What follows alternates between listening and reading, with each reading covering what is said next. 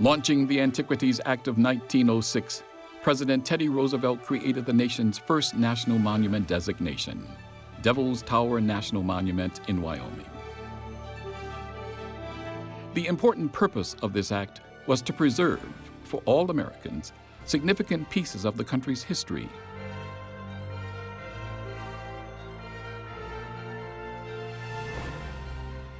Ecology.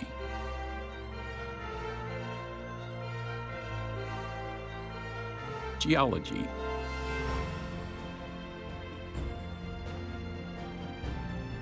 And beauty.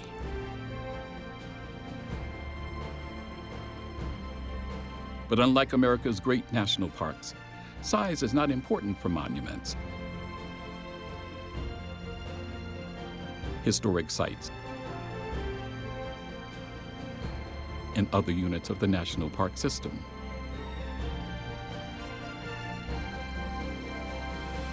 Monuments are typically established by presidential proclamation, chosen as their personal memorials of the most special parts of this great country. However, occasionally these units of the park system are established by the direct action of Congress. Some are big, some are small. Some garner large budgets and staff, others next to none. And some eventually gain national park designation. America's treasures tell the story of the nation's past and present glory.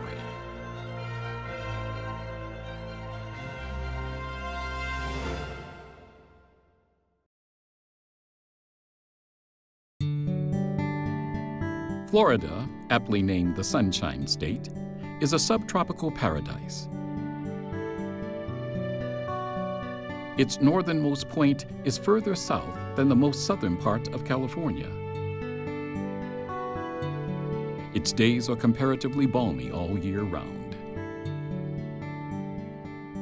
It's a state where breathtaking white sandy beaches meet frothy waters,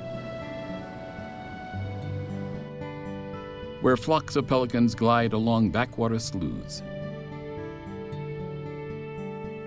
where wild barrier islands make up more than 700 miles of Florida's coastline, where mangrove forests comprise an ecosystem found nowhere else in the country, where national wildlife refuges teem with waterfowl of all kinds. Wintering birds gather in trees. Sea turtles congregate near shores. Manatee cruise through freshwater rivers. And of course, there are alligators. Florida is where two national park units capture transformative events in American history.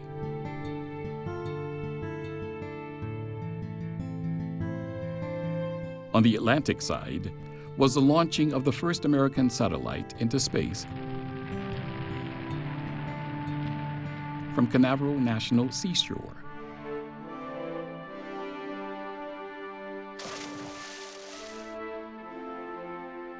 And the other is on the Gulf side at the Soto National Memorial, where nearly 500 years ago, Hernando de Soto landed 9 ships and 620 men to launch his exploration of what is now the southern United States.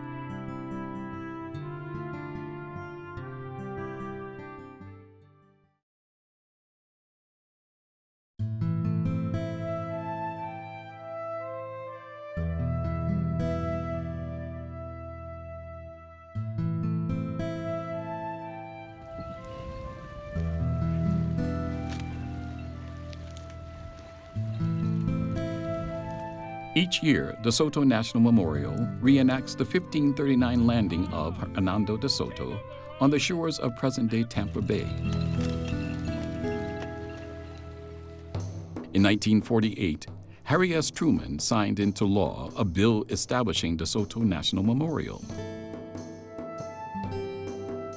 As a result, the National Park Service acquired 30 acres of Shaw's Point, the area the United States DeSoto Expedition Commission declared in 1939 as DeSoto's landing point.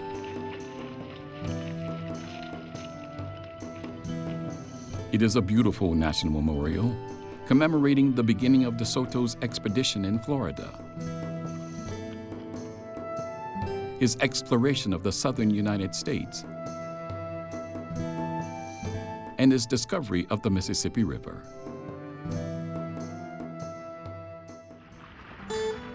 The park has 3,000 feet of pristine sandy coastline, a coastline easily surveyed by kayak or boat. The sandy beach contains an abundance of treasures from the sea.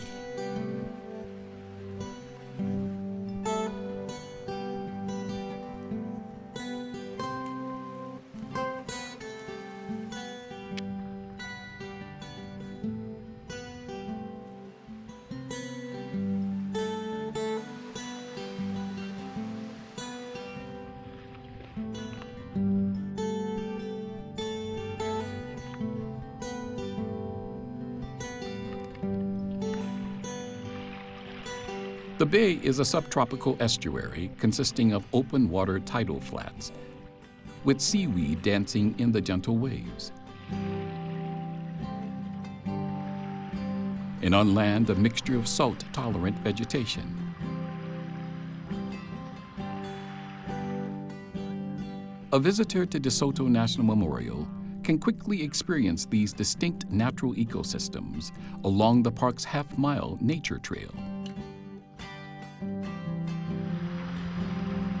Most interestingly, inland from the dune and beach ecosystems, the hiker can easily experience a mangrove forest,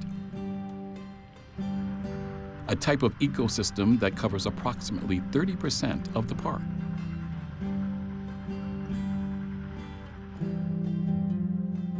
Elements of nature can often astound visually. The mangroves are one such aspect of nature. In their holistic form, they reveal their beauty through fascinating details.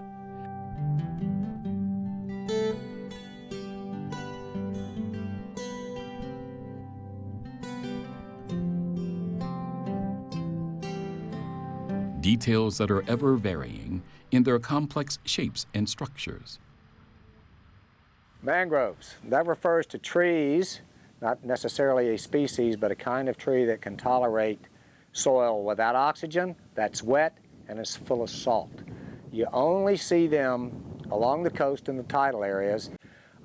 It is not as botanically diverse as many places, but as far as the amount of biomass that's produced per acre per year, it is one of the richest habitats on Earth in a well-developed mature mangrove forest. In other words, if you took everything out of a square acre of mangrove forest that lived and died in a year, and we're talking lots of microorganisms, you'd need more 5-gallon buckets than any other place on the planet. So an extremely rich habitat. It is the nursery ground for most of our commercially and recreationally important marine species, lobsters, crabs, and fish. At DeSoto National Memorial, 3 species of mangrove trees can be found: black mangrove, white mangrove, and dominant red mangrove.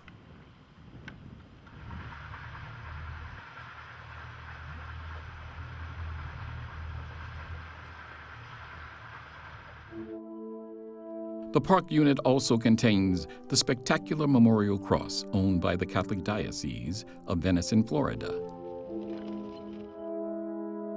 The Memorial Cross was erected in 1995 to honor all the Spanish priests of Florida, but particularly the 12 original Spanish priests and friars who sailed with DeSoto and accompanied him on his journey of exploration.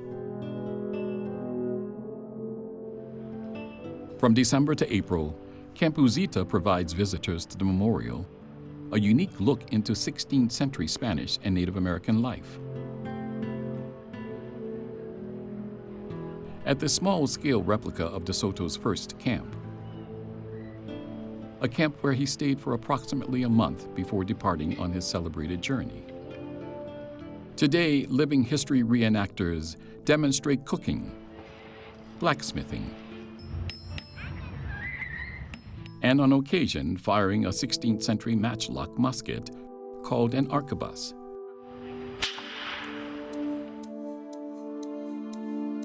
One of the many chosen weapons of the Spanish conquistadors on display at the Living History Camp.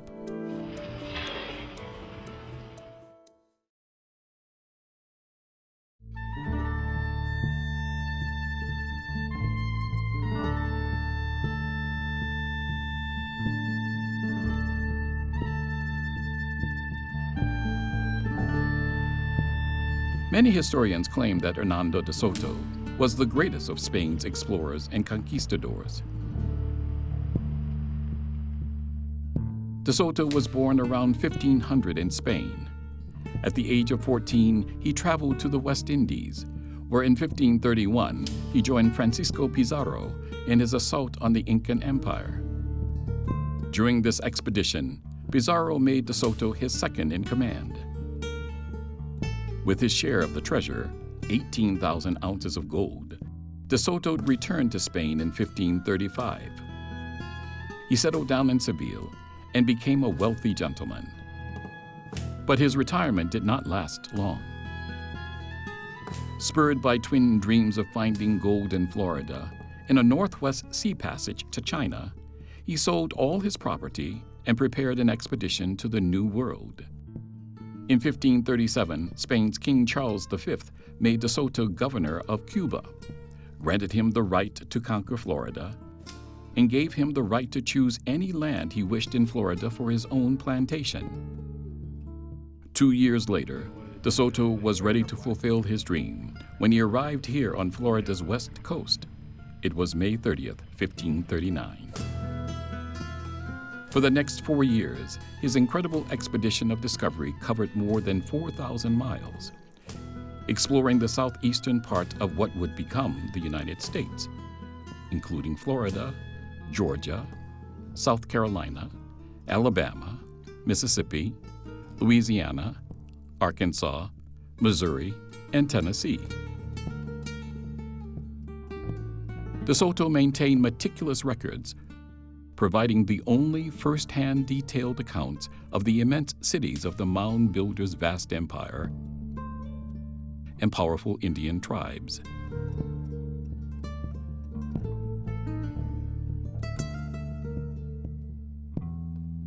De Soto never found gold or a northwest passage to China.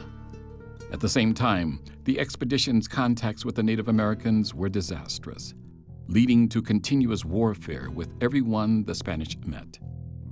Finally, in June of 1542, De Soto succumbed to a fever and died on the banks of the Mississippi River, where he was buried. Though De Soto's expedition ended disastrously, of the 600 men who started out, less than 300 survived. What did survive were his journals, providing a unique early account of a region that would become part of the Spanish Empire and eventually the American South. At De Soto National Memorial, you never know when the ghosts of these intrepid Spanish explorers suddenly appear in the mangroves or on the park's sunny beaches. It is a fun way to bring an important piece of American history alive again.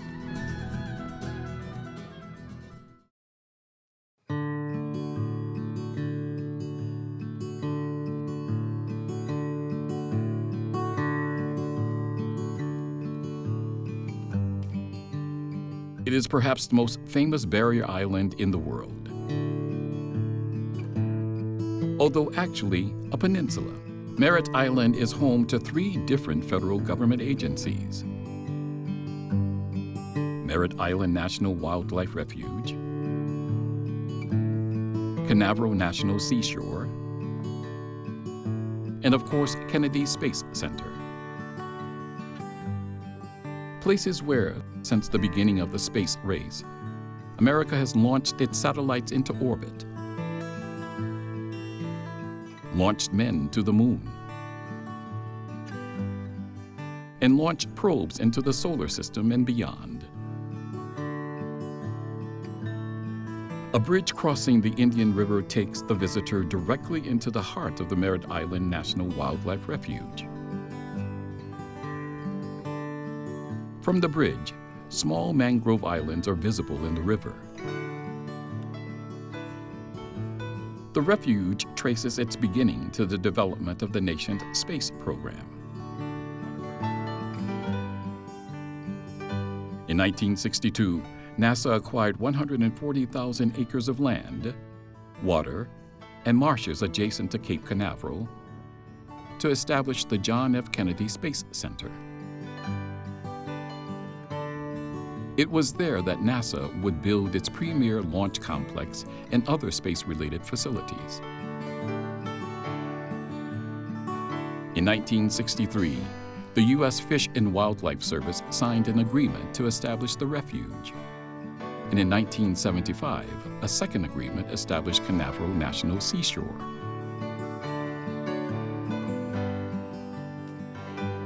The refuge provides a wide variety of habitats, including scrub, pine flatwoods, and hardwood hammocks, providing habitat for more than 1,500 species of plants and animals. And the highest number of endangered and threatened species within the National Wildlife Refuge system. One of these species is the West Indian manatee. The gentle giants are often visible from the refuge's manatee observation deck. They are a joy to see. The West Indian manatees are large gray aquatic mammals with bodies that taper to a flat paddle-shaped tail.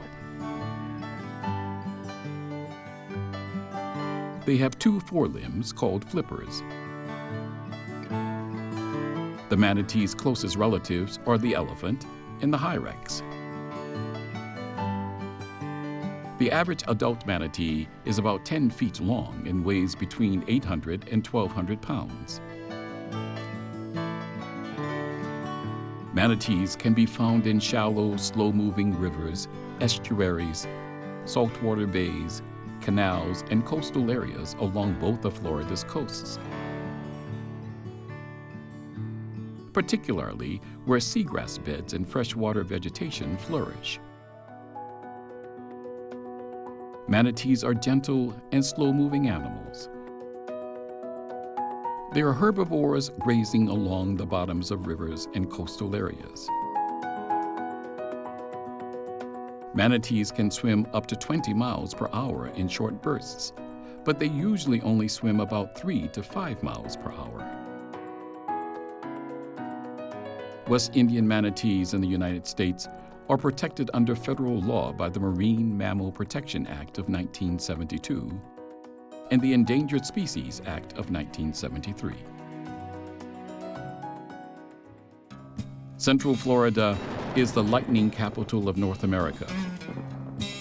Hence, the majority of native plant communities at Canaveral National Seashore are well adapted to periodic fire for their health. Prescribed and controlled burns are spectacular viewing experiences. The park is attempting to safely restore a natural fire regime to its plant communities on the island to maintain natural vegetation.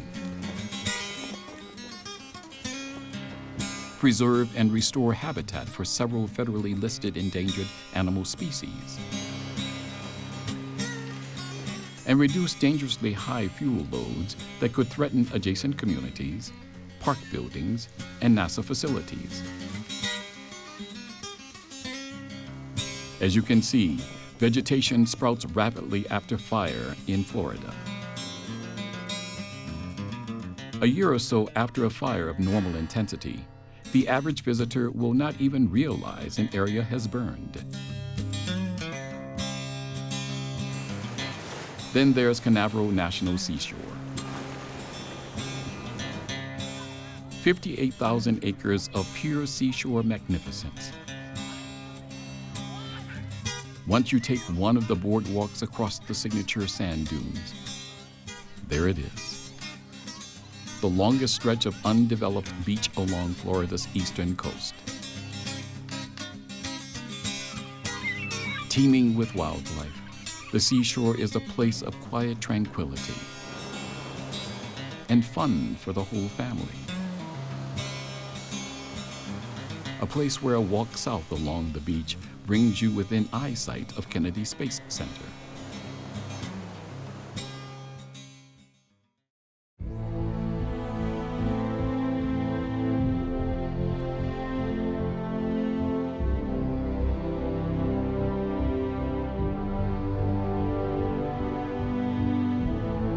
No other region in America conjures up more images of glory, heroism, and intrepid adventurers than Florida's Cape Canaveral.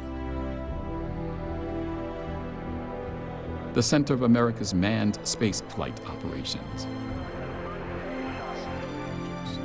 Home to Cape Canaveral Air Force Station and Kennedy Space Center, Cape Canaveral is the jewel in the crown of America's space program.